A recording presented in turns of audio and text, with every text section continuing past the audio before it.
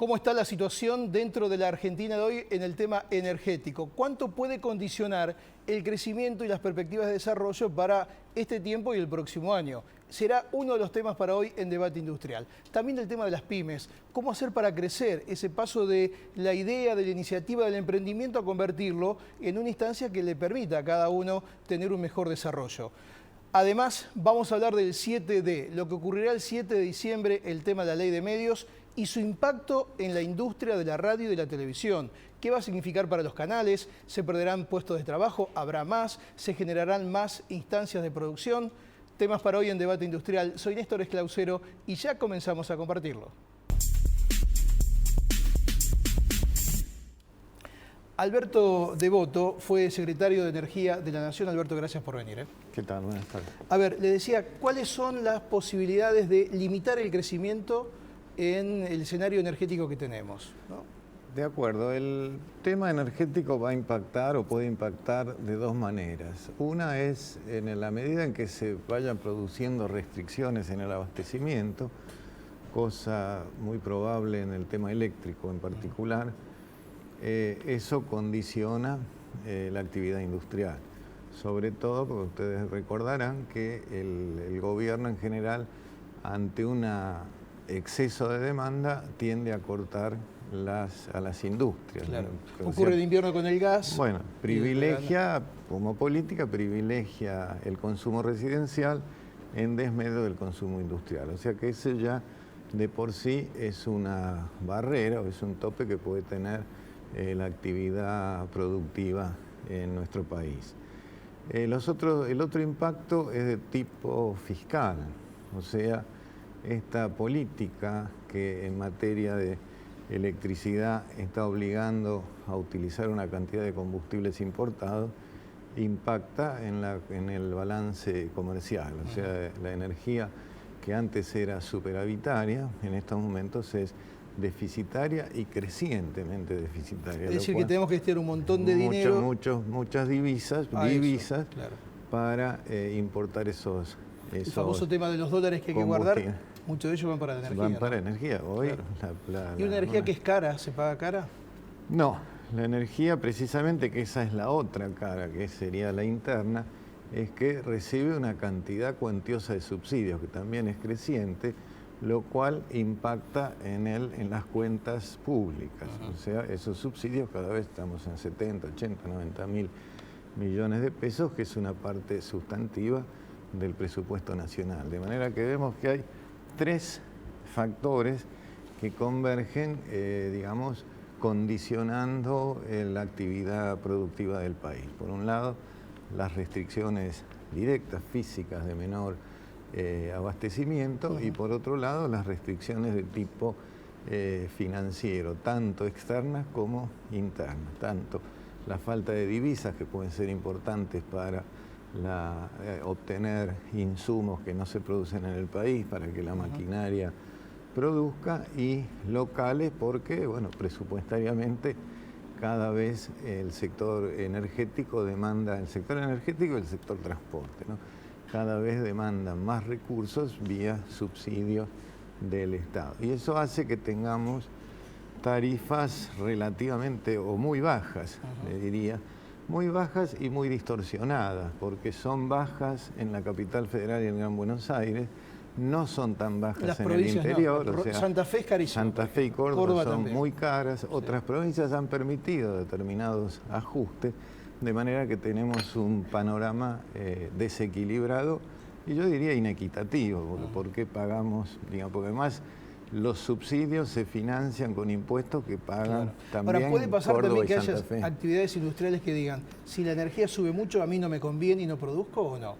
¿Será un condicionante ahí o no? No, yo creo que no es un condicionante tan fuerte, tanto que vemos que muchas veces se recurre a generación propia, o sea, y que es muchísimo más cara que la que se proveería normalmente por el sistema nacional o por el sistema eléctrico de las distintas empresas. Ahora, ¿la alternativa cuál es? En el escenario de hoy, ante la emergencia, se habla que tiene que ser a mediano y largo plazo. El tema es ese, lo que pasa es que realmente lo que sorprende es que a lo largo de 9 años o más de 9 años tengamos políticas siempre de corto plazo. O sea, 9 años es un lapso muy grande. A veces me sorprende, como integrante del grupo de los exsecretarios, las críticas que nos hacen, digamos, se acusa Cuando dice, ustedes estuvieron y no hicieron nada. Una cosa así, pero nadie estuvo 9 años. Claro. ¿no? Y si uno recuerda otras gestiones, Frondizi no estuvo 4 años y sin embargo la industria petrolera con Frondizi avanzó.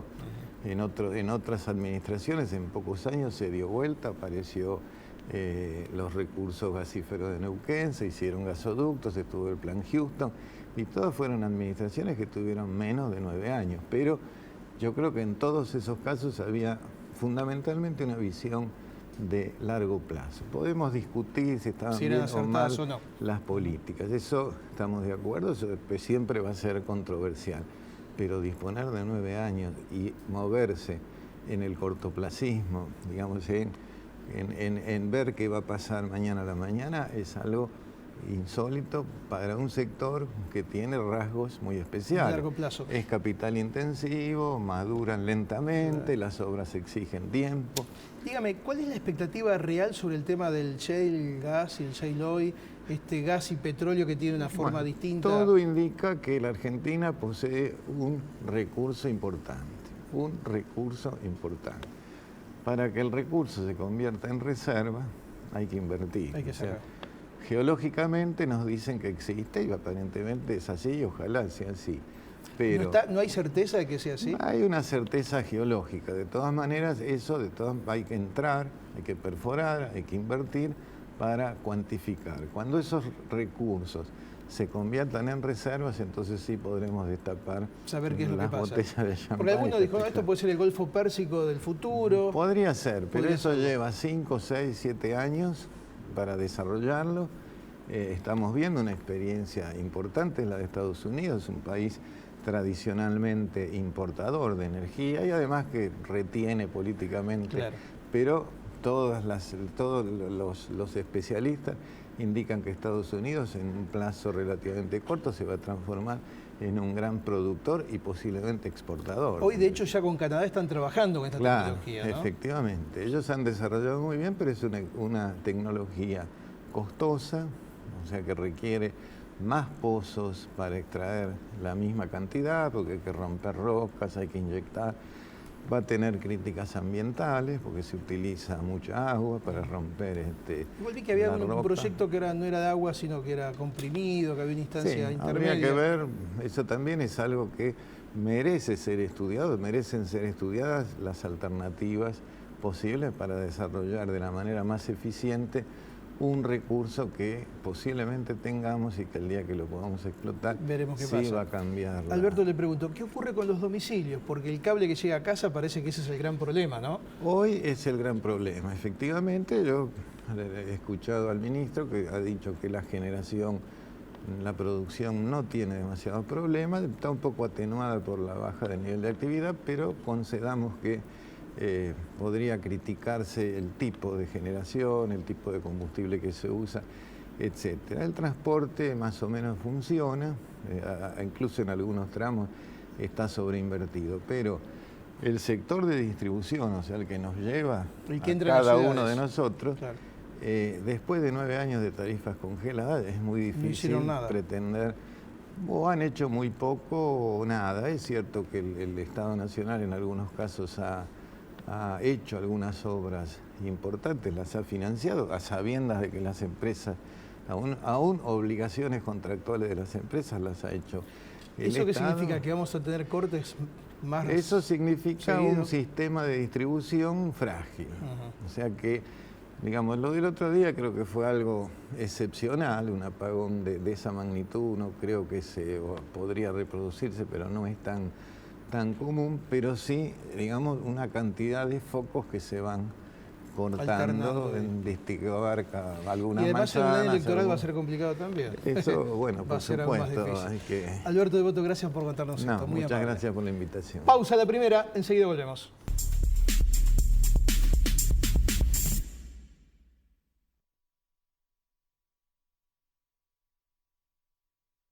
Anticiparse es parte del negocio. En estas fiestas, adelanta la compra de regalos de tu empresa y aprovecha estos beneficios. Amplia variedad de productos, órdenes de compra para Garbarino y Garbarino Viajes e importantes descuentos por volúmenes de compra. Conectate con nuestros ejecutivos de cuentas. Garbarino, garantía de confianza. Para las próximas vacaciones, los hoteles Howard Johnson ofrecen promociones especiales.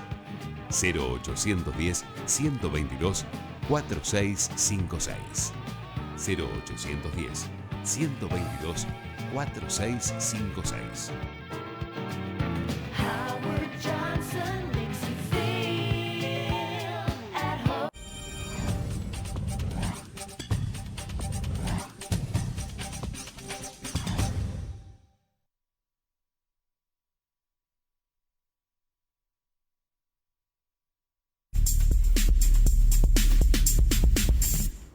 La licenciada Alicia Berna es una escritora, consultora además en cuestiones que tienen que ver con las pymes, pero su último trabajo es un libro que tiene como título Buenos Negocios, lo voy a mostrar acá.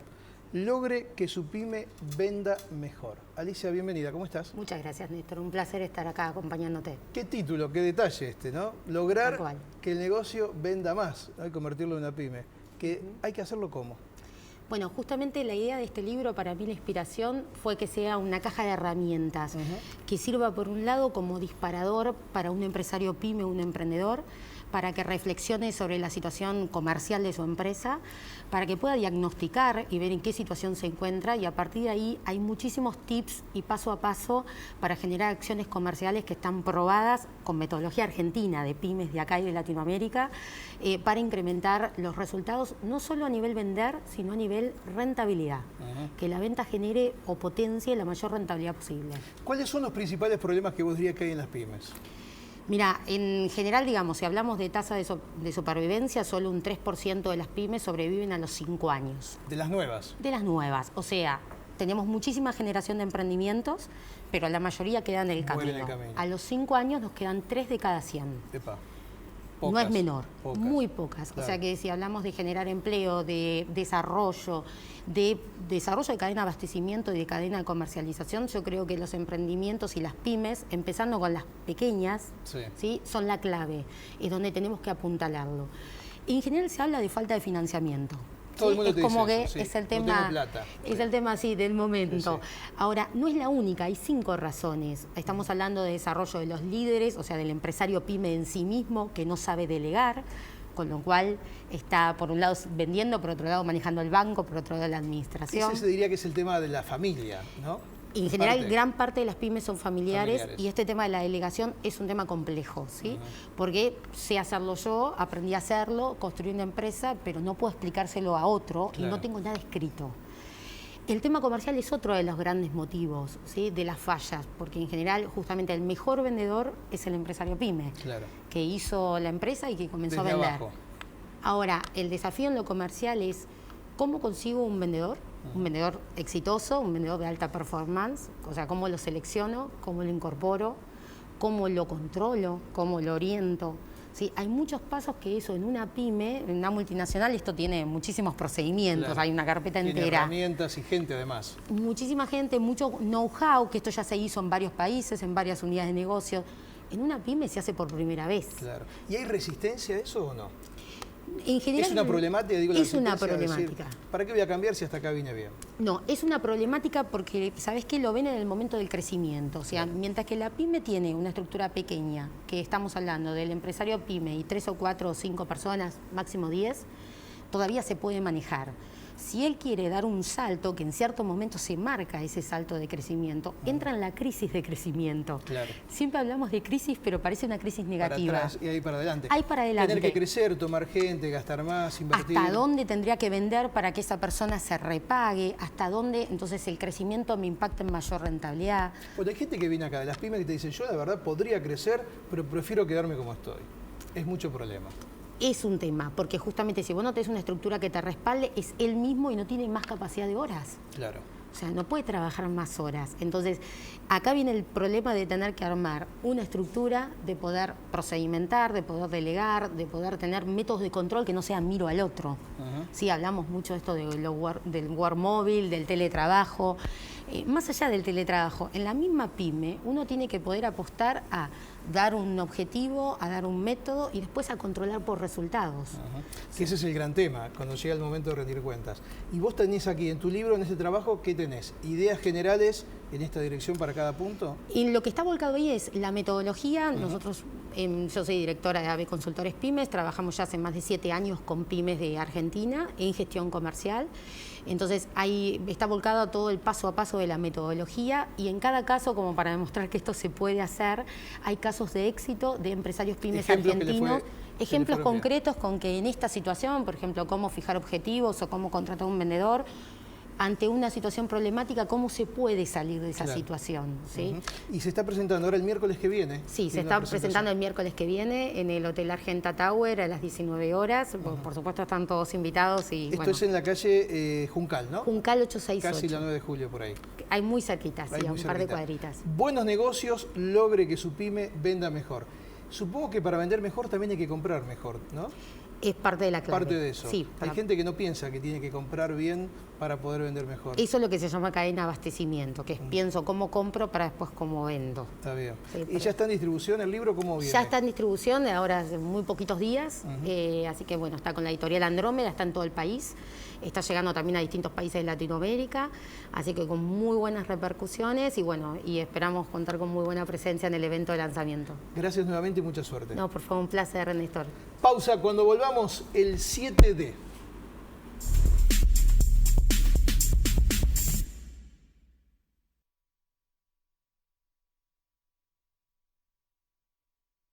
Compomundo Corporate presenta la línea más completa de oficina. Equipos con el software que su empresa necesita. Windows 7 Professional, compatible con Tango, Begerman y SIAP. Soporte técnico, actualizaciones y software deducible de impuestos. El negocio de su empresa pasa por Compomundo Corporate. En Apart Hotel Rotuy te estamos esperando para que disfrutes de unas vacaciones únicas. En San Martín de los Andes, Apart Hotel Rotuy, diferente a todo lo que conoces.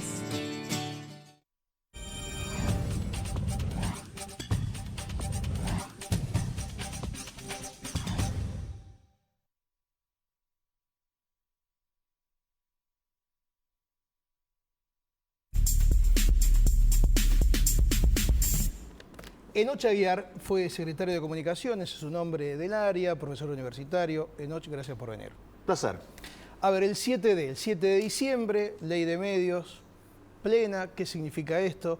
En principio muchos están preocupados, la industria de la televisión, de la radio se cae, otros dicen no, al contrario, va a crecer. ¿Qué va a pasar y en todo caso qué impacto va a tener desde tu punto de vista? Hay varios impactos. Hace apenas unos días el titular del AFSCA daba a conocer la totalidad de los grupos que debe adecuarse y se supone que una de las primeras cosas es que se va a develar el misterio. Claro. No el ¿Quiénes 7D, son los que sino también el 8D. No solamente quiénes son, sino qué es lo que piensan hacer los que ya han dicho que van a cambiar. Que no son pocos, ¿no? Bueno, son pocos salvo algunos. Porque, bueno, aparentemente se van a modificar empresas como Prisa e IC, que está en Santiago del Estero, y Supercanal, y veremos qué hace el grupo Indalo, y otros. Me asombró mucho una ausencia en las presentaciones, que es el grupo Telefónica, ¿no? Porque en principio allí se dice que, o lo dijo en la presentación Sabatella, que el grupo estaba amparado por la Ley de Protección de Bienes Culturales, una ley del 2003, ¿no? Que contemplaba la situación de Telefónica en aquel entonces, pero el problema es que eso hace nada más que al capital extranjero. El problema es que hay otras dos prohibiciones que tiene la ley, muy marcadas, que le prohíbe a todo concesionario, licenciatario de servicios públicos provinciales, municipales y nacionales, obviamente, en todo el país, ser titular del 0,5% de una licencia de servicio de comunicación audiovisual. Y además es una empresa, no solamente de telecomunicaciones, sino de servicio de comunicación audiovisual extranjera, que tiene otro título específico. Entonces, ¿vos crees que se olvidó o porque va a tener un trato distinto? Si se olvidó sería bueno recordar, porque si se olvidó pareciera ser que es un beneficio. Yo quisiera ser Telefónica, porque se le aprobó el que estuviera en Telefónica y en Telecom a la vez, ya que es accionista del dueño de Telecom Italia, y ahora pareciera ser que no se le aplica el marco de las telecomunicaciones, no se le aplica tampoco el de la radiodifusión. Es fantástico, ¿no? Es como un marcianito del planeta, un marcianito jurídico. Ahora, sobrevuela. Pero bueno, sería uno de los que por ahora no tienen respuesta y en ese día nos vamos a enterar. Vos sabés que en este caso es como importante, porque todos sabemos el enorme debate que ha habido, hay y habrá alrededor de esta ley. Algunos nos parece bien unas cosas, malas otras, a algunos les parecen malas todas, a otros les bien todas, no importa. Pero estando la ley, lo que importa, por eso cito el caso de Telefónica o el caso Indalo concretamente también, en donde de aplicarse, podemos discutir la ley, pero lo que no podemos discutir es que no se aplique con igual rigor para todos, ¿no? Y acá me gustaría que haya una rectificación. También, yo no lo hablé con Haddad, pero dicen que él quiere volver, ¿no? Que quedó triste por haberse ido de los medios. La verdad es que según la ley no puede irse. ¿Te acordás que él vendió medios? Él vendió al grupo y Indalo. los compró Indalo. Bueno, Indalo podía comprar solamente 2, pero en la ley se dice, la ley que estaba vigente en el momento en que se realiza la operación, que Daniel Haddad no podía desprenderse de 2 de sus radios. Las tenía que mantener y solo lo podía tener a López como accionista minoritario. Entonces, digo, porque no sea que la focalización la pelea Clarín, gobierno, Clarín, nos impida ver que hay muchas otras cosas cuestiones que están ahí. Que son también muy importantes. Ahora, ¿no? la cuestión es esta noche. ¿Qué puede pasar con los medios en sí? Porque ya hay producciones que dicen, yo no sé qué va a pasar. Un canal como este no sé qué va a pasar. No sé qué pertenece a Artear, ¿no? Sí, ¿va a desaparecer o no? ¿Qué va a pasar con las radios que están en manos de estos grupos que nadie sabe bien, como vos bien marcás, en manos de quién van a quedar o pueden quedar? Y en todo caso, si de la noche a la mañana esto se va a modificar, ¿y quiénes van a ser los nuevos actores? ¿El Estado o empresarios que aparecerán, Juan Pérez, que nadie conoce, haciéndose cargo de algún medio? Primero, nunca jamás tendría que ser el Estado, ¿no? Lo ha dicho también el titular de la AFSCA, Sabatella. 2, el 7D, el 8D, el 10D, enero, febrero, no va a pasar nada, porque los medios que hayan decidido desinvertir y los medios a los cuales se les aplique manu militari, digamos, la adecuación, van a conocer todo un proceso. En el caso concreto de los medios que no sea, por ejemplo, en el caso de los medios del Grupo Clarín, si se aplicaran, si no hubiera otras medidas cautelares, si no hubiera otros incidentes judiciales que pueden aparecer, lo que debería suceder es que se evalúen los medios a través del Tribunal de Tasación, con peritos de los consejos profesionales, que después de eso se haga un pliego, que después se publicite ese pliego, se concurse ese pliego, salga un licenciatario y recién se transfiera. Y además, seguramente, y eso creo que debería ser un tema a apuntar para el titular del AFSCA, sería muy bueno establecer en los pliegos un compromiso por parte de los nuevos adjudicatarios del medio que fuera, por transferencia voluntaria, todos los demás que lo van a hacer, o por transferencia de oficio, que se van a respetar los puestos de los periodistas y de los técnicos que hay en cada lugar. Esto no es una cosa cualquiera. Vos fíjate que, por ejemplo, en Inglaterra hay un consejo de prensa que interviene cuando un diario se fusiona con otro y de la suma de los diarios tiene más de 500.000 lectores, ¿no? Cuando esto sucede, un diario de 400.000 se compra uno de 150.000, por ejemplo, ¿no? de tirada. Sí. Bueno, el consejo de prensa inglés establece que quien compra puede administrar la parte económica, financiera, comercial, pero debe respetar los lugares. No solamente los lugares, debe respetar las 2 redacciones y no puede intervenir sobre la línea editorial a efectos de que la concentración de esos 2 medios, que llegan a más de medio millón de lectores, en empresa gráfica, ¿sí? Mantenga la independencia editorial. que el que leía un medio no lo pierda. Entonces, qué interesante ese criterio, ¿no? Entonces, no solamente respetar a los periodistas, sino respetar a los periodistas en su libertad de conciencia, ¿no? Me parece que eso sería un criterio de avanzada, muy moderno, que se está a tiempo de, primero, garantizar el trabajo de los periodistas, porque si no la ley, que es para que haya más voces, tendría menos periodistas, patético. No sería un buen resultado de la ley. Con todos estos procesos de cambio perdería el jamón del sándwich justamente el que trabaja, el trabajador de los medios, ¿no? Y la audiencia. Pero además de eso, preservar esta independencia cada vez más de los periodistas en los medios, públicos o privados, me parece que sería tal detalle. A ver, un signo de tomar la ley y ir un poquitito más allá. Algunos dicen, no va a pasar nada, sigue todo igual, y otros dicen, va a haber mucho más trabajo, porque va a haber más canales, va a haber más radios, va a haber más producciones. ¿Vos crees que eso es así? ¿De dónde se va a financiar? ¿Con qué se va a financiar eso, eventualmente? Tengo mis dudas, creo que haría falta una política mucho más específica para generarlo, y lo que me genera dudas es un hecho que ya ha sucedido. Se han licitado 220 canales de televisión digital, para los cuales hubo 40 y pico oferentes, pero solo 3 presentaron. Después ese concurso se dio de baja, se anuló, con lo cual no se le dio a nadie. Se está reviendo este concurso, pero no es tan fácil que haya nuevos medios en un momento en donde el nuevo medio, por definición, no está bajo esta ley. Claro. El nuevo medio es Internet. Muchos de los que se están aventurando a la comunicación audiovisual no lo hacen a través de estructuras muy grandes, lo hacen a través de ese medio. No, incluso de este. Y también bueno, es cierto que siguiente. Está bien, es ¿no? el paso siguiente, pero de todas maneras necesita un poquito de computadora detrás, sí, para filmar, etcétera. Incluso pero digamos, tuvimos el otro día un debate juntos, sí, en donde Gustavo López, el secretario general de la Presidencia, dijo, vamos a modificar la ley, vamos a enviar en algún momento porque la ley quedó vieja. Sí, eso fue muy interesante. En ese debate, efectivamente, en el cual estábamos, me tocaba participar, hubo acuerdo en que la ley nació vieja y está frente a un horizonte tecnológico que ya está claramente superado, no solamente por Internet, por la evolución del uso de las frecuencias. Hay muchas cosas que habría que rever.